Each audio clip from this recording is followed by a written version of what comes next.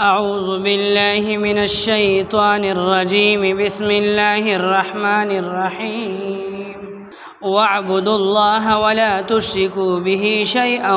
وبالوالدين إحسانا وبذي القربى واليتامى والمساكين والجار ذي القربى والجار الجنب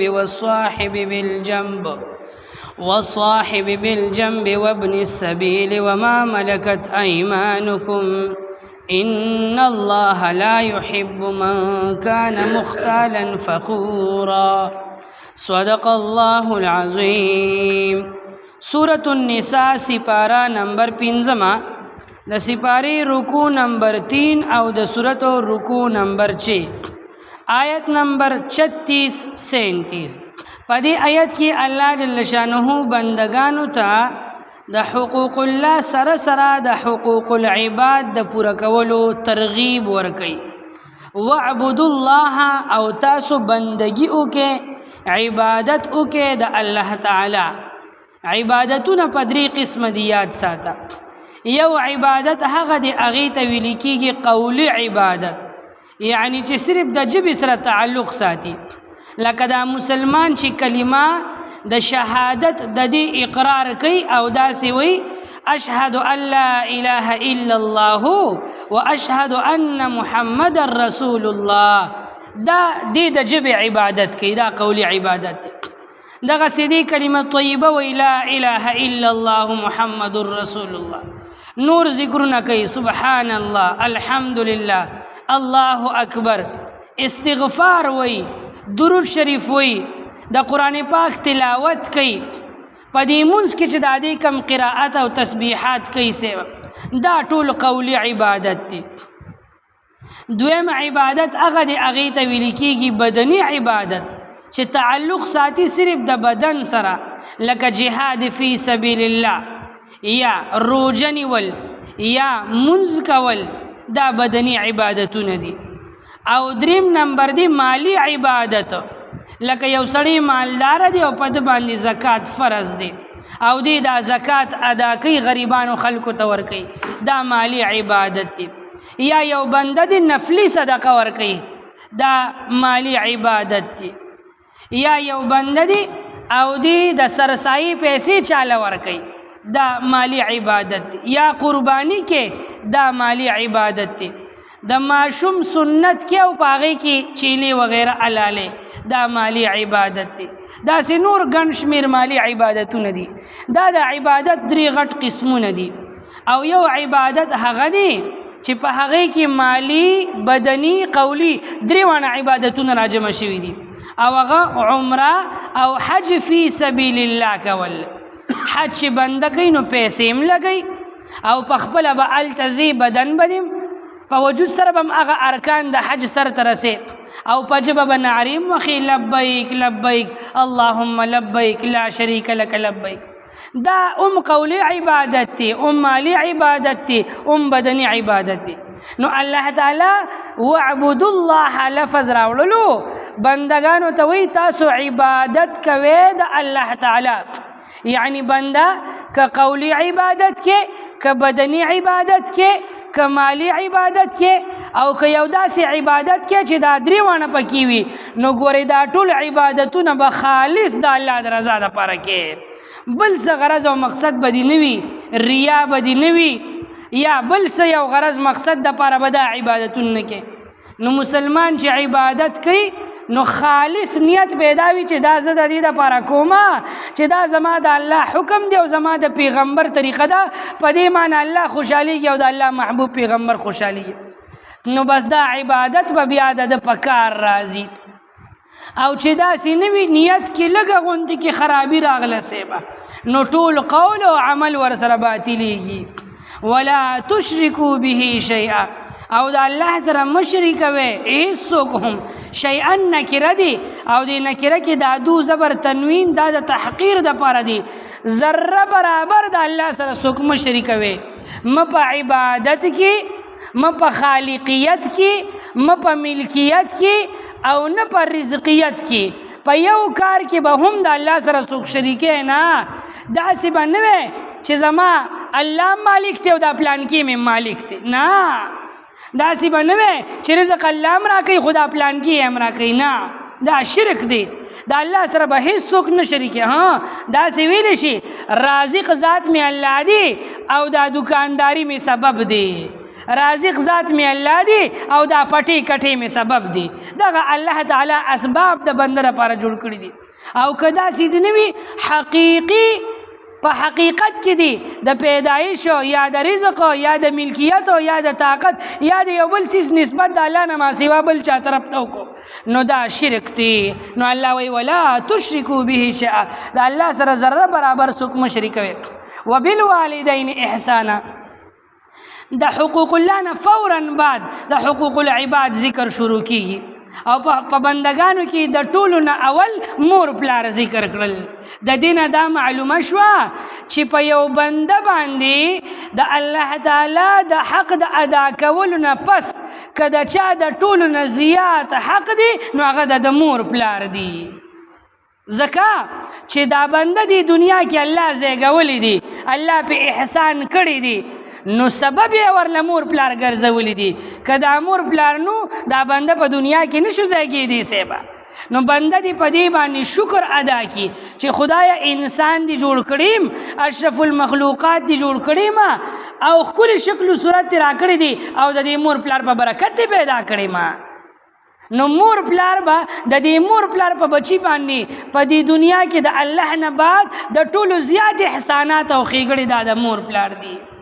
نو بنده با د مور پلار سره ښه سلوک کوي. وبالوالدین احسانا د مور پلار سره ښه سلوک وکړي.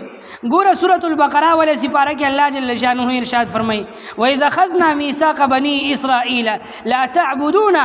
إلا الله وبالوالدين إحسانا. علم دا خبره ذکر شوی وه چې د بني اسرائیل نم الله د دې خبرې وعده اخیستې وه چې تاسو به بندګي صرف د الله کوئ او د مور پلار سره به ښه سلوک کوئ. بل ځکه الله جل شانه ارشاد فرمای ولا تقل لهما اف ولا تنهرهما. دا بچی به د مور پلار ته اف قدرې نه کوي. اف قدرې یعنی که د دې اف نښکته یو بله کلمه وه چې په هغې باندې مور پلار ته تکلیف رسېدو الله به هغه ذکر کړې وه نو اف قدرې به نه کې بجای د دې چې ته په مور پلار باندې اواز راوباسي چغه راوباسي کنځلې وکړي سترګې ورته برنې کړي او مخامخ ورته ودرېږي او خبره نه مني او بدماشي ورته کې پلار په سپینه ګیره د ګریوان نه نیسي مور په سپین سر باندې چې کم دي شرمې او ذلیله کې رسوا کې او د کور یې وباسي د چا ډوډۍ تپوس ترې نه کې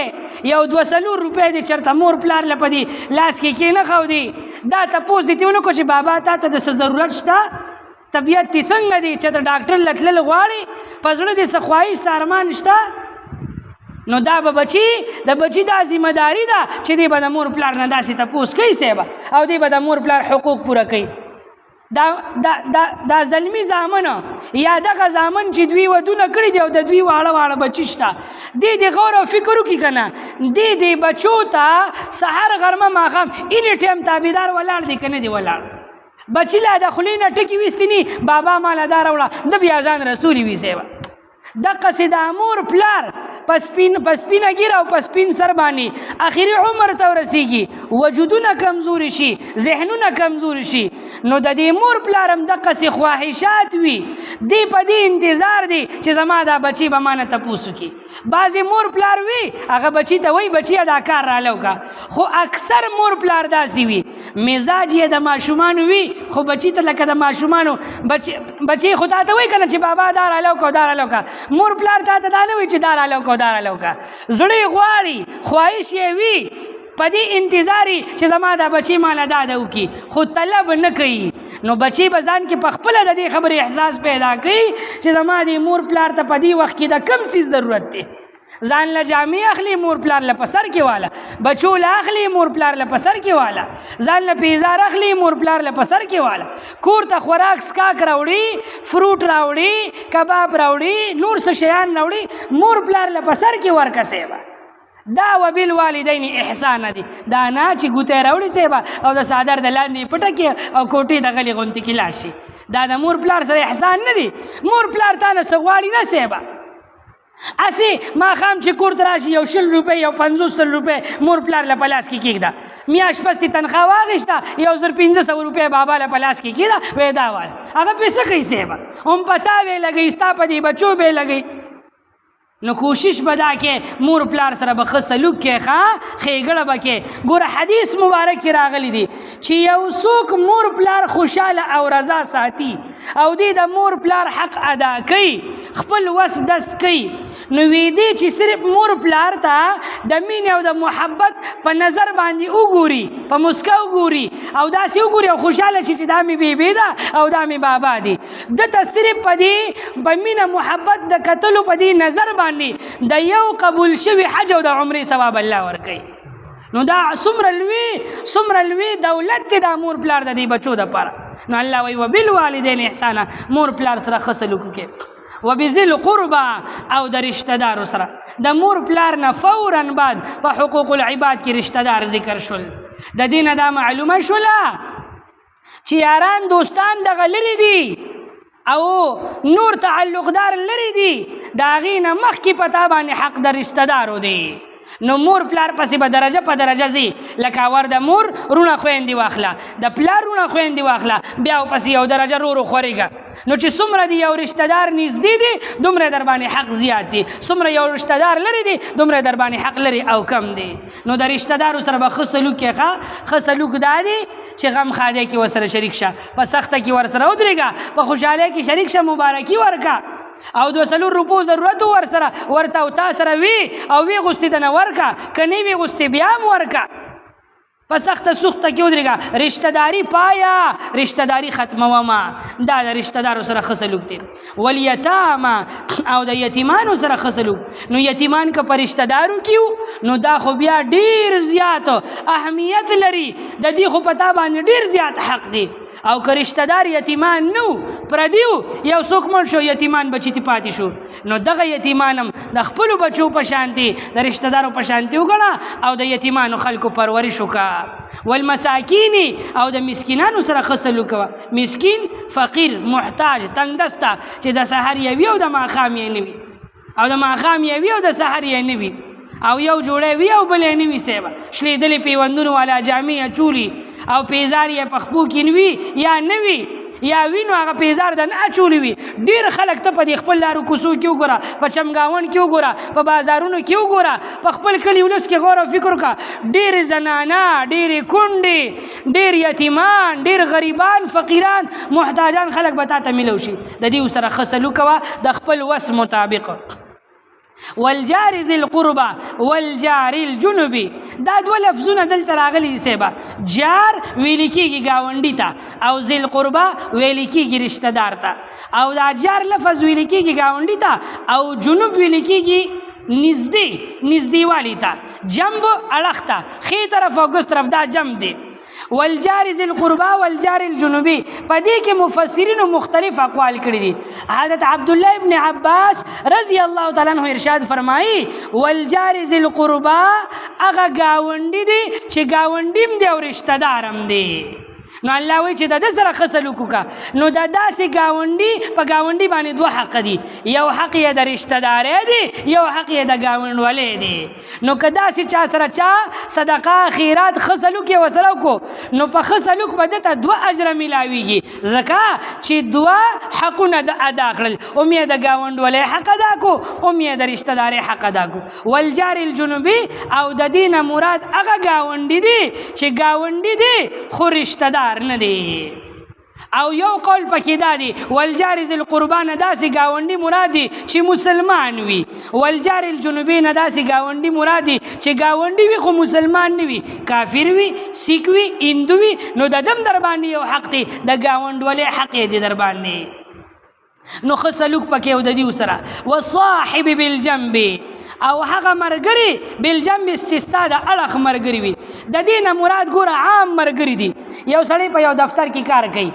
او په یو ځای کې ډیپټي کوي د سره به خوا کې یو بل څوک وي که نه به وي دا والصاحب بالجنب دی یو کس د دې ځای نه روان شو دی سړی پورې ځي په چینچای کې کېناستو نو د سره به په دې سیټ خوا کې بل کس ناست وي که نه به ناست دا والصاحب بالجنب دی 400 ته ځي مردان ته ځي کراچۍ ته ځي هر ځای ته چې ځي په سفر کې ستا یو کس ملګری شو ښي طرف ته یا ګس طرف ته در سره ناست دی په ریل ګاډي کې په جهاز کې په ګاډي کې دا والصاحب بالجنب دی الله وایي دا ستا د اړخ ملګری دی د سره هم ښه سلوک کوه یو څوک په سکول کې سبق وي کالج کې سبق وي یونیورسټۍ کې سبق وي مدرسه کې سبق وي جماعت کې سبق وي یا یو څوک چرته غم خاده لاړو او د سره په دې ځای کې یو خوا کې یو کس ناست دی دا د والصاحب بالجنب دا د اړخ ملګری دی اگر چې د یو 15 منټو دپاره ولې نه وي الله وایي د سره هم ښه سلوک وکړه د سره ښه سلوک دا دی چې دا ستا په خوا کې نه کم ناست دی نو که ده ته ضرورت راپېښ شو د یو څیزه او ستا په وس کې و نو هغه ښېګړه ورسره وکړه مثلا دې ځای نه ته سړی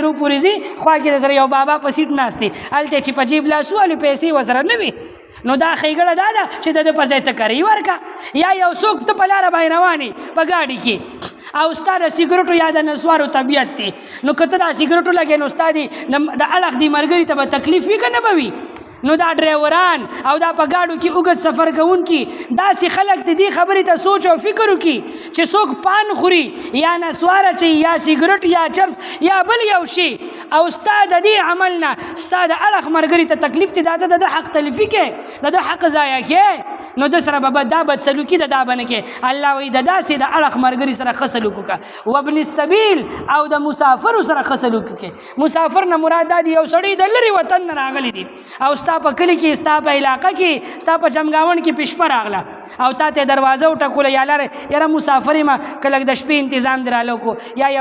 یو پیاله چای دې راباندې وڅښله یو نوړی ډوډۍ دې راله راکړه نو الله وایي د داسې مسافرو سره احسان وکړه ښه سلوک وکړه یو سړی د لرې وطن نه راغلی دی تا سره ملو شو او تا ته وایي یاره ما نه پیسې ګډې وړې شوې ورکې شوې رانه یاره سره کري کمه شوه که تا سره یو 200-300 روپۍ وي ماله راکړه چې زه پې کلي ته ځان ورسوم نو داسې مسافرو سره ښه سلوک وکړه خو زمونږ وطن دی خدایا په چا باندې وجاړو خلک راشي د بل وطن نه نو ګرځي نو په دوکانونو نو په کورونو نو په لار کې چې څوک ګرځي هغه یاره پلان کې ځای نه راغلی مو که لږې پیسې دې راکړې نو دی به د سړیرو د بازار د هغه سر نه شروع شي د دې سره پورې د ټول بازار نه به کري راټوله کیسې به خو د دا کري نه پوره کړي خدای چې دا دې کم ځای ته تلل غواړي ښه د دې ځای نه بیا لاړ شي 400 ته نو هلته به په ټول بازار وګرځېږي نو په داسې خلکو چې واوړي صاحب داسې ما په دې خپلو سترګو لیدلي دي صاحبه نو بس الله دې خلکو ته هدایت وکړي نو چې تا ته پته ولګېږي چې دا صرف راغونډولو والا دي دا حقیقت کې مسافر نه دي مه کوه داسې خلکو سره ښه سلوک رټه یې مه بېعزته کوه یې مه سپکاوي مه کوه خو مه ورکوه ولا محتاجانو خلکو له ورکوه وما ملکت ایمانکم او هغه څوک چې د هغوی مالکان دي ستاسو ښي لاسونه یعنی مراد ترې نه وینځي غلامان دي چې ستا وینځه ده یا غلام دی الله وایي د هغه سره ښه سلوک کوه د ښه سلوک مطلب دا دی ډوډۍ په ټیم ورکوه بیمار شو علاج معالجه ورله وکړه چې څومره طاقت دی دومره پې کار روزګار کوه د وس نه زیات بوج پې مه ورچوه وینځي غلامان دې زمانه کې نشته صاحبه لیکن دا نوکران او خادمان د هر چا سره شته صاحبه بعضې افسران وي بعضې خانان وي نوابان وي زمیندار وي یو څوک د کارخانې مشر وي د ځمکو مالک وي او د سره مزدوران دیاړمار خلک ورسره کار کوي صاحبه یو ټیکهدار دی نو دی به د دې خلکو سره ښه سلوک کوي ښه سلوک دا چې د پیسو وخت یې پوره شو تنخوا دې ورته د خولې د اچولو نه مخکې مزدوري دې ورته ورکړي حدیث مبارک کې راځي حضور پاک ارشاد فرمایي مزدور ته مزدوري د هغه د خولې د اچولو نه مخکې ورکړه نو دا بعضې ټیکهداران د یوې هفتې نه بلې تاړئ د بلې نه بلې تاړئ د یوې ورځې نه بلې تاړئ د بلې نه د دې په دې باندې چې سبا هسې نه چې رانه شي چې بل ورځ هسې نه چې رانه شي یا لکه ته خو د هغه سره ښه سلوک وکړه نو را به شي ده که نه ته خو د هغه سره لږ په خوږه پسته ښکلې اخلاق خو ورسره اختیار کړه که نه نو مزدوري او دیاړي 100 روپۍ وي نو دې د مجبورۍ نه په 900 ټیکې وله ورکړې وي شابه یو میاشت به کار کې نو د 0 په ځای 900 ورکوي یا د 900 په ځای 800 ورکوي نو هغه غریب هم وایي چې دلته مې مستقل کار دی او د دې ځای نه خو بل خواطلی نشم او یو ورځ به یو ځای دیاړي کوم بل ورځ بل ځای دیاړي به لګي یا به نه لګي راشه ټیکهدار سره ټیکه ده نو ډېره وخت به مې کار وشي نو د مجبورۍ نه تا سره لګیا وي نو ټیکهداران به ظلم نه کوي ښه افسران به ظلم نه کوي په خپلو مزدورانو ما تحت خلکو باندې به د برداشت نه زیات به بوجم نه ورچي او تنخواه پیسې به په وخت باندې ورکوي. ان الله لا يحب من كان مختالا فخورا. الله تعالی نخوخي تکبر کون کی سړی او فخر کون کی. فخر چې انا وی پکې انا غرور وی پکې یو څوک چې ځان د خلکو نه اوچت ګڼي یاره بس زه خو سیمه ما ته خو څوک نه رسېږي سیمه او یو بل شانتې تکبر انداز کې ګرځي په لاره چې ځي ته به دا ځمکه خدایه دا ځمکه بس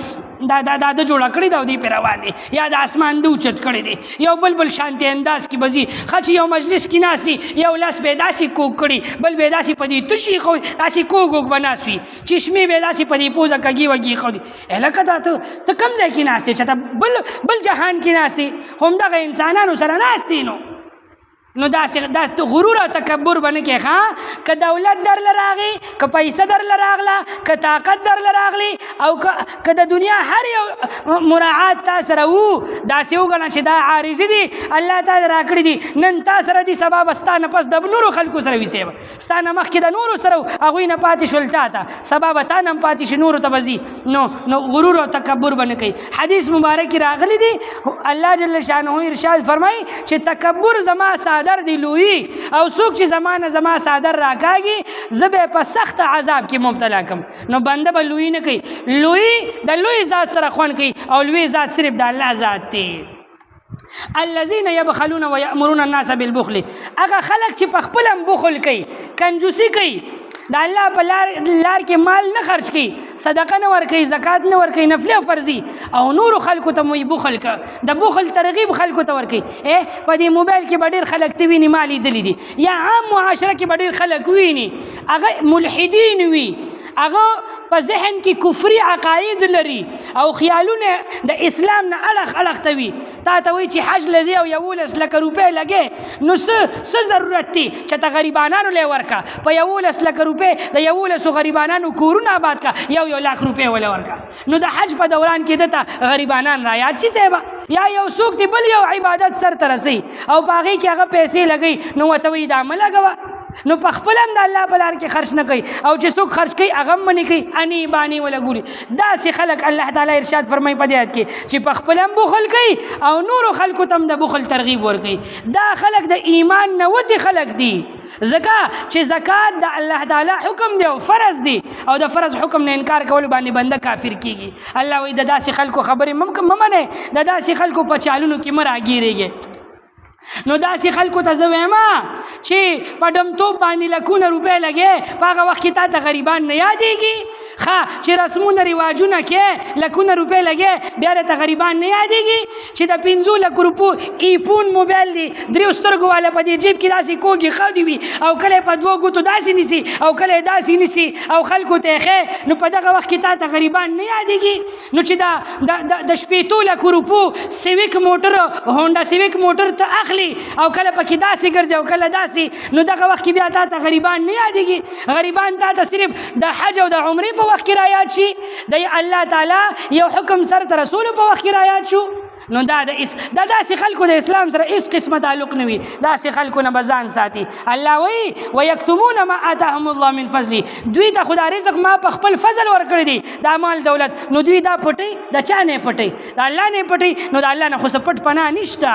واعتدنا للکافرین عذابا مهینا دا کافران دي یعنی د ایمان نه وتې خلک دي او الله وایي کافرانو دپاره مې اهانت سپکوونکي عذاب مې ورله تیار کړی دی.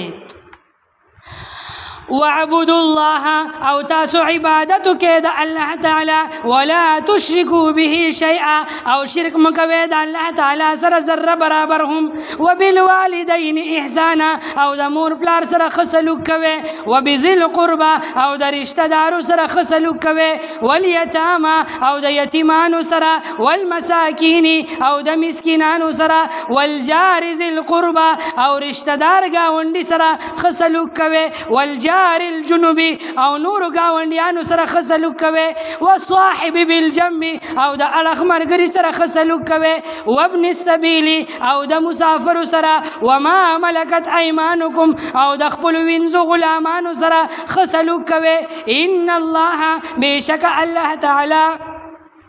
لا يحب نخوخي من هغسوك كان مختالا فخورا چوی غرور کون کی تکبر کون کی الذين اغا خلق يبخلون چی پخپلم بخل کی کنجوسی کی ويأمرون الناس او خلق تم حکم کی بالبخل د کنجوسی ويكتمون ما او پټي هغوی هغسو آتاهم الله چې الله تعالی ورکړي دی دویتا من فضله د خپل فضلنا واعتدنا او مونږ تیار کړی دي للکافرین د کافرانو د پاره عذابا مهینا سپکون کی عذاب. سبحان ربک رب العزة عما یصفون وسلام علی المرسلین والحمد لله رب العالمین برحمتک یا ارحم الراحمین.